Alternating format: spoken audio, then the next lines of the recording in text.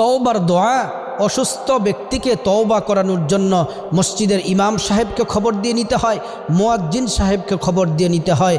যদি মা অসুস্থ থাকে, বাবা অসুস্থ থাকে, ভাই বোন যদি অসুস্থ থাকে, তওবা পড়ানোর জন্যে, ইস্তিগফার করানোর জন্যে আজকে আপনাদের সামনে এমন একটি ছোট্ট দোয়ার কথা বলবো।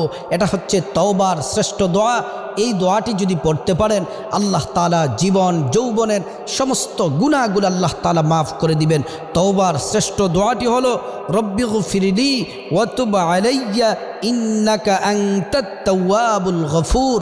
এই দোয়াটি যদি পড়েন, আল্লাহ তাআলা জীবনের সমস্ত গুনাহগুলো মাফ করে দিবেন।